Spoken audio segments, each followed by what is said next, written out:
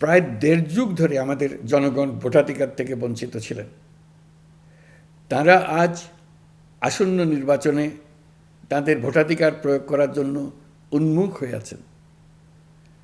আগামী ফেব্রুয়ারিতে সুষ্ঠু নির্বাচন অনুষ্ঠানের বিষয়ে অভ্যুত্থানের সপক্ষের রাজনৈতিক দলগুলোকে অবশ্যই ঐক্যবদ্ধ থাকতে হবে। তা না হলে জাতি এক মহাবিপদের সম্মুখীন হবে। এ সম্পর্কে আমি আগেও একাধিকবার আমার আশঙ্কা প্রকাশ করেছি। ফেসিবাদের বিরুদ্ধে 2024-এর জুলাইয়ে মৃত্যুর মুখোমুখি শির উঁচু করে দাঁড়িয়ে দেশবাসী যে ঐক্য গড়ে তুলেছিল, আমরা জীবিতরা যেন অল্প স্বল্প ভিন্নমত ও লঘু বিবাদে জড়িয়ে তার মর্যাদা ক্ষুণ্ণ না করি।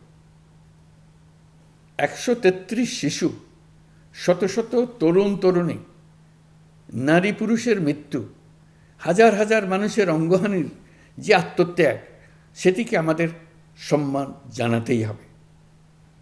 দেশের আপামর জনগণ সামান্য যা চায় তা হচ্ছে এই অগণিত হতাহতের স্মৃতির প্রতি শ্রদ্ধা জানিয়ে আমরা সবাই যেন ভিন্ন মতের প্রতি সহিষ্ণুতা দেখাই, দলীয় স্বার্থ অতিক্রম করে সম্মিলিত আকাঙ্ক্ষা ও জাতীয় চাওয়াকে ঊর্ধ্বে তুলে ধরি।